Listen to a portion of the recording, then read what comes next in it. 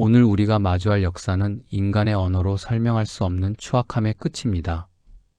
조선이라는 유교 국가에서 왕이라는 자가 자신을 젖 먹여 키워준 큰어머니를 범하고 임신시켜 자결로 몰아넣었다면 믿으시겠습니까?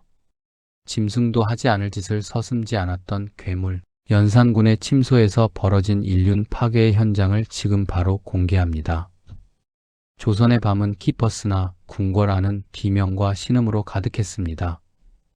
왕의 침전인 강령전 앞에는 내관들이 고개를 숙인 채 부들부들 떨고 있었고 그 안에서는 차마 입에 담지 못할 난잡한 소리가 흘러나왔습니다.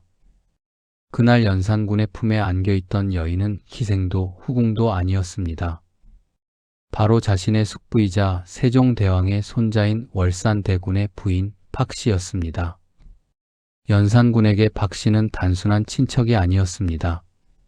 어머니 패비윤 씨를 잃고 외롭게 자라던 어린 시절 따뜻하게 손을 잡아주며 젖을 먹여 키워준 실질적인 어머니와 다름없는 존재였습니다. 그러나 광기에 눈이 먼 연산군에게 그런 도덕적 경계 따위는 안중에도 없었습니다. 연산군의 집착은 치밀하고도 잔인했습니다. 처음엔 그저 조카가 올리는 문안인 줄로만 알았던 만남이 이제는 벗어날 수 없는 거대한 늪이 되어 그녀의 목을 조르기 시작했습니다. 연산군은 박씨를 향해 나의 어머니 패비윤 씨를 대신할 유일한 여인이라 부르며 집착했습니다. 하지만 그 방식은 지독하리만큼 가학적이었습니다. 연산군은 박씨에게 화려한 비단옷을 입혀놓고는 수십 명의 기생들 앞에서 그녀를 옆에 앉혀 술을 따르게 했습니다. 조선의 국모 다음으로 존경받던 정경 부인을 한낱 술집 기생처럼 취급하며 그 고결함을 짓밟는 것에서 연산군은 묘한 쾌감을 느꼈습니다.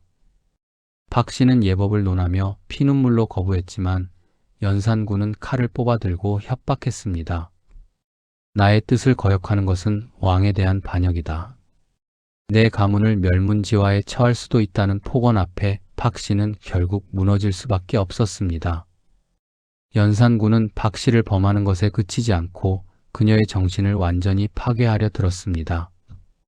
밤마다 박씨의 거처로 찾아온 연산군은 그녀의 죽은 남편인 월산대군을 모욕했습니다.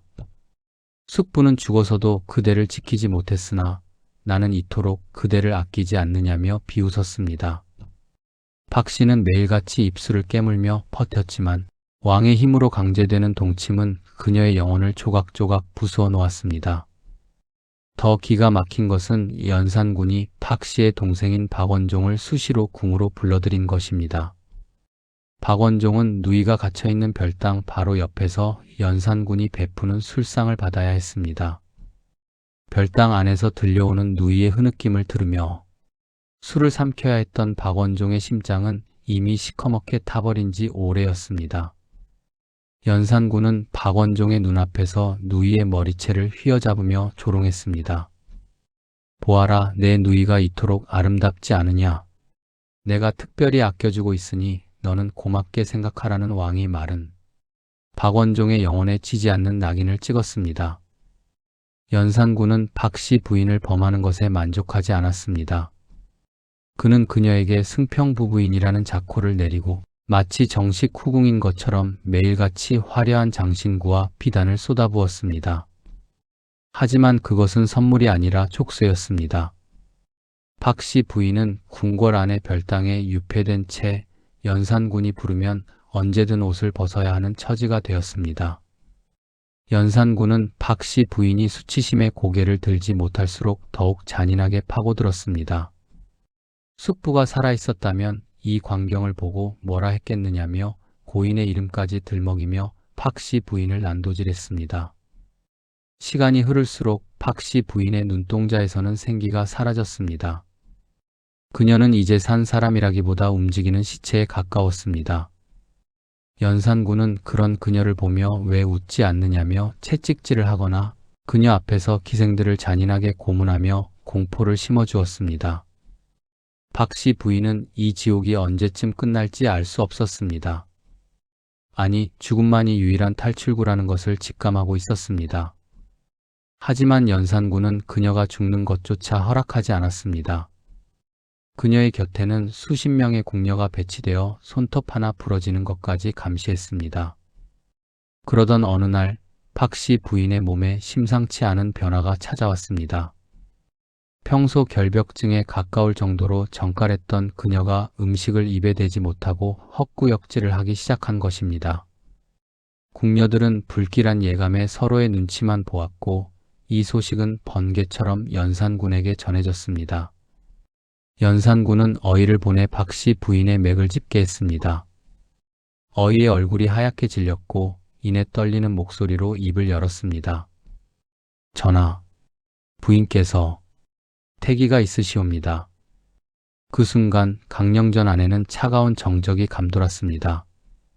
왕의 숙모이자 큰어머니인 여인이 왕의 아이를 가졌다는 사실, 그것은 조선이라는 나라의 근간을 지탱하던 인륜과 도덕이 완전히 무너졌음을 의미하는 종소리였습니다. 그러나 연산군의 입가에는 기괴한 미소가 번졌습니다. 내 아이라. 그래, 나를 닮은 아주 영특한 아이가 태어나겠구나. 연산군의 광기 어린 웃음소리가 궁궐의 담장을 넘어 어둠 속으로 퍼져나갔습니다. 박씨 부인은 자신의 배를 움켜쥐고 주저앉았습니다. 그녀의 뱃속에서 자라고 있는 것은 생명이 아니라 자신의 가문을 멸망시키고 자신을 지옥으로 끌고 갈 저주 그 자체였습니다. 그녀는 비명을 지르며 자신의 배를 주먹으로 내리쳤습니다. 하지만 연산군은 그녀의 손을 거칠게 낚아채며 속상이었습니다. 죽이지 마라. 이 아이는 내 후계자가 될 것이다. 만약 아이가 잘못된다면 내 동생 박원종과 내 가문이 모든 이의 목을 칠 것이다. 임신 사실이 확인된 후 연산군의 광기는 집착을 넘어 숭배의 단계로 나아갔습니다. 그는 박씨 부인이 머무는 별당을 금과 옥으로 치장하게 했고 매일 아침 종친들을 불러 모아 임신한 박씨 부인에게 절을 하게 했습니다. 이 아이는 왕의 기운을 타고난 자다. 숙부월산대군은 갖지 못한 나의 핏줄이 이 가문을 이을 것이다라며 연산군은 제정신이라곤 믿기 힘든 궤변을 늘어놓았습니다. 박씨 부인은 그 치욕스러운 경배를 받으며 꼿꼿이 앉아 있어야만 했습니다.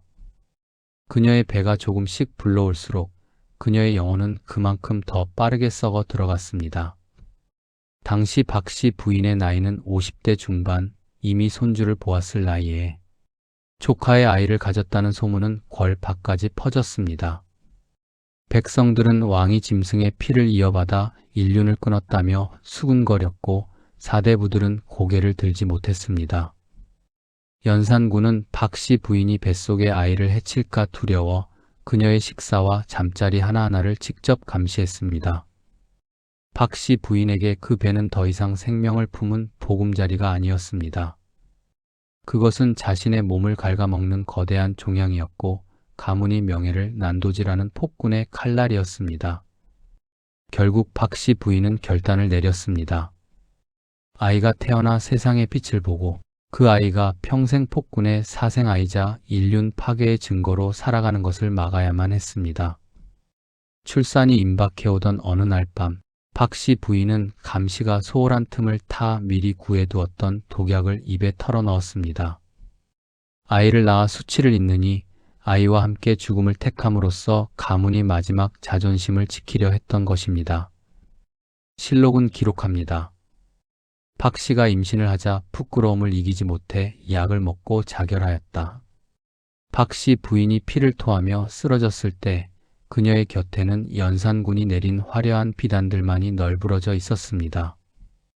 그녀의 죽음은 단순한 자결이 아니었습니다. 폭군에게 유린당한 한 인간의 마지막 저항이었고 조선의 도덕성이 완전히 사망했음을 알리는 조종이었습니다. 연산군은 박씨 부인의 시신을 안고 울부짖기는커녕 죽은 그녀의 뺨을 때리며 소리쳤습니다. 어찌 감히 나를 버리고 죽느냐. 죽어서도 너는 내 것이거늘. 그는 박씨 부인의 장례를 치러주기는커녕 그녀의 가문을 역적으로 몰아 부관참시를 논했습니다. 하지만 그 광기가 연산군의 종말을 재촉했습니다. 누이의 처참한 시신을 수습조차 하지 못하게 된 박원종은 그날 밤 성희안과 유순정을 찾아가 단호하게 말했습니다. 오늘 밤 짐승을 잡으러 간다. 1506년 9월 칠흑 같은 어둠을 뚫고 박원종이 이끄는 반정군이 궁궐의 담을 넘었습니다.